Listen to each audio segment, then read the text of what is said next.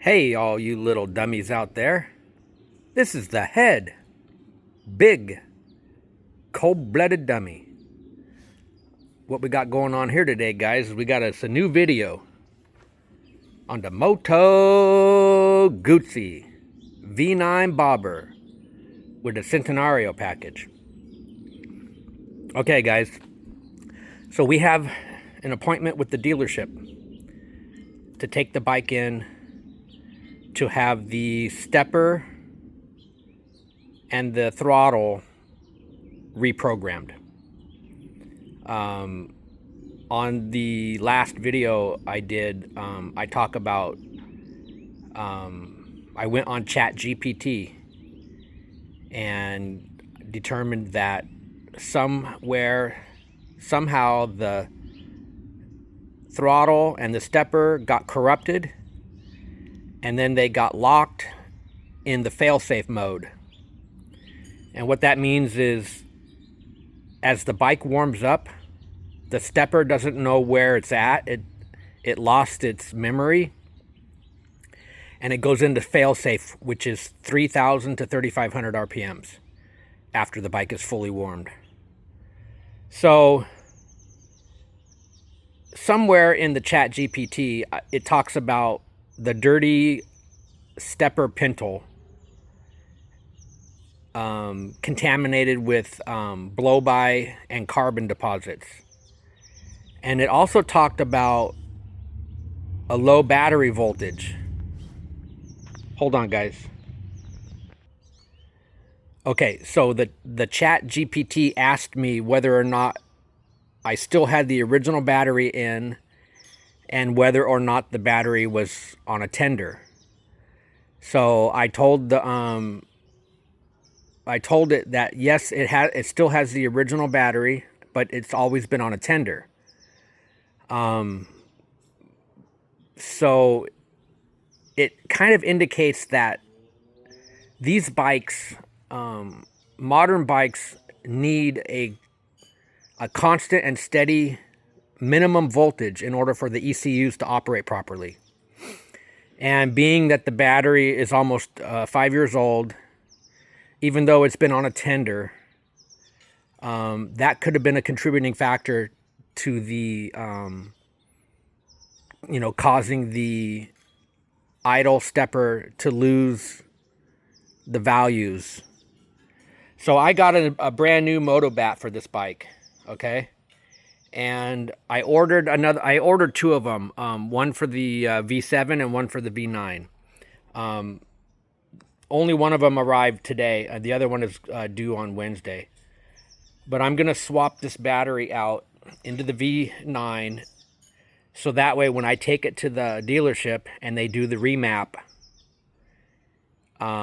it's going to have a full battery, and I won't have to worry about any voltage drop. Because when you crank the ignition, especially on these Moto Guzzi V twins, it takes a lot of torque to crank these things over.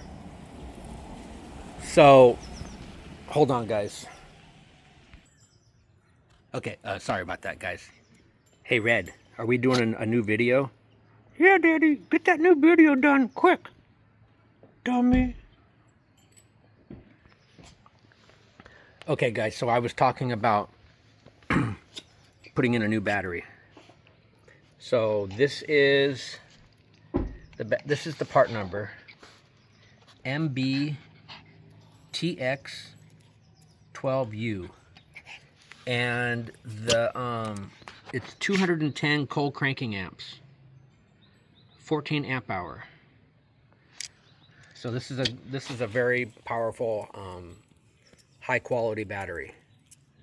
So okay, we'll go ahead and get it swapped out, and then we're going to load the bike into the back of my pickup truck, and I'm just going to park the truck back in the garage and then have it ready to go for next Wednesday when I take the bike into the dealership. So okay, we'll pause you guys here for right now, and then we'll come back after we get the battery done, and then we're going to have to push the bike over into the driveway on the other side there so that I can fire the bike up and just momentarily while the bike is idling low, I can ride the bike up into the back of the pickup truck on my Black Widow ramps. So okay, we'll check back in a few minutes. Okay, thanks guys. Oh, okay, guys, I wanted to show you something with the new battery. So the new battery is slightly smaller, shorter than the original battery. But as far as the width, it's identical. And the length is identical, okay? So they give you this block.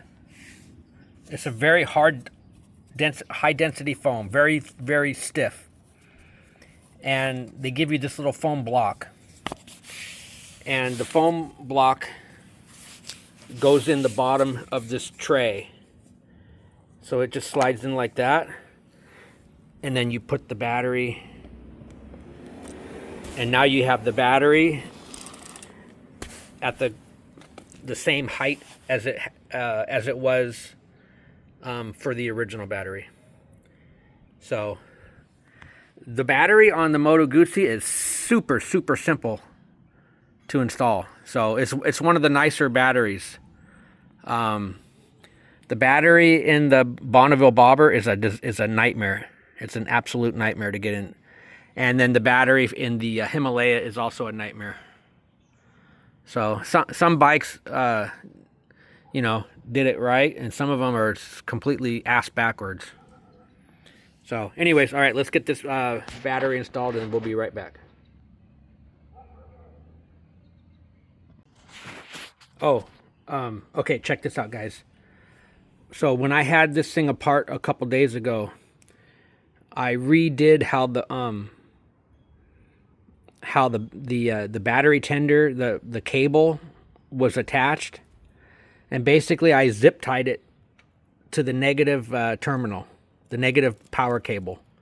So that way, and then if you notice over here, guys, see how I did that with the zip ties? So I can just undo it, boom, and I can swing it out of the way. And then I can just bring it back just like that, and everything lines up exactly the way it's supposed to. So just makes it easy. Okay, we'll check back in a little bit.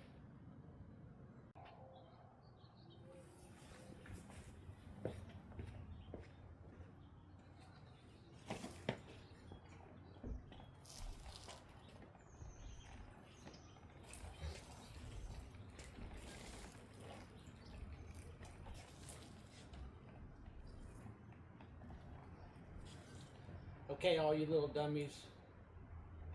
The big dummy's gonna ride this up onto the truck.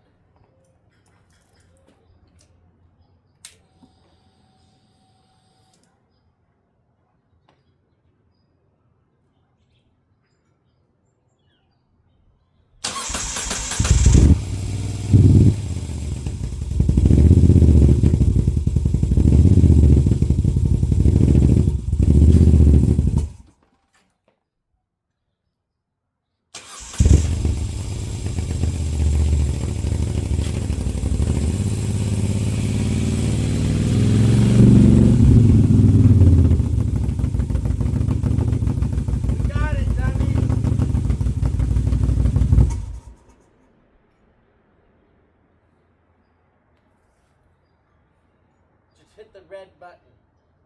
There's no red. Oh, hit the square button. I'm sorry. Okay, little dummies. We got the bike up into the truck.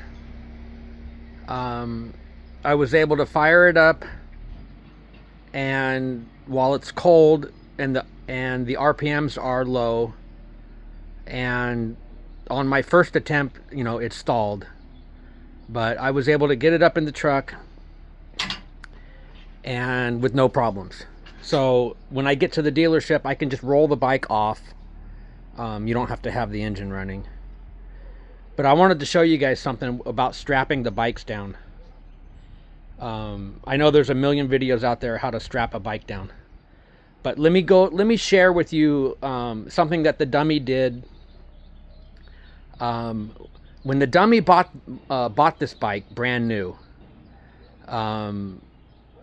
it was down in the Bay Area, and actually it was Sonoma, California, over at Eurocycle, and it's like 100 miles from my house. So I just took the truck and loaded it into the back of my truck, and then just came home. But the day that I bought this bike, I loaded the bike up just like I did, and I use Rhino straps, and I also use a soft tie down strap around the fork, the stanchion, the upper triple tree. And what happened was, the day that I loaded this bike, and if you notice on here, these have a safety, this prevents the hook from coming off of the mounting point. Okay, now if you look down here, check this out, guys. See that down there, guys? There's a D-ring, okay? And you're supposed to hook the hook on the strap through the center of the D-ring, okay? Just like I have it. Well, that day that I purchased this bike, for some reason when I was attaching these, somehow I got it hooked. I thought I was getting it hooked through the center here. Well, I actually had it hooked on this outer portion, okay? And the other side I had, correctly. I had it hooked through the very center of the D-ring, okay? And then I torqued all these, I cinched the bike down and drove it home. And when I got home and I went to undo that, I saw my mistake, and I was like, oh my God. Guys, when you're transporting a bike, you need to compress the forks almost all the way down, okay? Because when you're on the freeway and when you're on roads and you're going, fast, and you hit a whoop-de-doo and the truck kind of comes up and then comes back down, you don't want the suspension to collapse, okay? Had I not torqued this thing down like almost to where it was bottomed out, had I not done that, the suspension on the motorcycle could have compressed, and that would have caused the strap to become slack, and then the strap would have come loose off of the end of this piece right here, and then as the bike rebounded, it would have just come flying over and it would have smashed the bike. Okay, guys, the dummy got super lucky that day, okay? But the only reason why the dummy got lucky is because I collapsed the suspension on the motorcycle, okay? Now, right now, I don't have it fully collapsed. I have it about halfway collapsed. But before I actually take off and go on my road trip to go take this back to the dealer, I'm going to compress that suspension on the motorcycle almost all the way down. So that means I'm going to crank down these ratchet straps even more. And that way this bike will not, the suspension on the bike will not move. It'll just stay firm. So I just wanted to share that with you guys. And then what I'm going to do on the back is I'm going to pull the tailgate up until the tailgate comes up, and it's going to hit the tailgate's going to hit the back of the tire. And then I'm going to put some tie down straps, and so that'll hold the tailgate in the up position. Because the bike is too long, I won't be able to close the tailgate all the way. So the dummy likes to have the tailgate in the up position as far as it'll go. And then I just hook some tie down straps. I hook tie down straps onto here. And then I take them all the way up towards the front of and hook them into that D-ring up in the front. So anyways. Oh, one more thing, guys. Hang on a second. I'll pause you for a sec. Okay, guys, check this out. So the new battery, the hold down clamp doesn't fit properly now, because the new battery has a different, like a step. This area right in here is different. So the clamp, how it has that little step, it doesn't line up now. So the dummy is going to make a new hold down clamp. And I'm going to, what I really would like to do is to 3D print a new one into the proper shape. And then I'm going to need to get some longer bolts. But in the meantime, I'm just going to get some longer bolts and some bushings, and I'm going to make this one fit, at least for now. But eventually, I'd like to have, I'd like to 3D print a new hold down clamp, and then you know, make it out of plastic. So, anyways, I just wanted to share that with you guys. For some reason, the new battery, even though it looks like it's the same, it's slightly different. Okay, this is the head. Big, cold-blooded dummy, signing out. Later, all you little gators out there. Okay, dummies, real quick, one more thing. So, the big dummy has I built a platform that goes on the back of my hitch. And I can stack these up. And what I do is I wrap them in moving blankets, and I stack them on the back of the platform, and then I use the tie down straps, and I ratchet tie down strap and secure them, and then I can take those with me, and then when I get to where I'm going, I can just unpackage them and set up the ramp, and then I can, you know, move the bike off and on. But if you notice here, I got the tailgate up, and I got the tailgate secured on both sides. Okay, and then you can see on the inside there where I hook it into. But when I just have the bike, you know, kind of sitting in here, and I'm not, you know, gonna drive anywhere, I release the tie down straps a little bit and just keep them like halfway.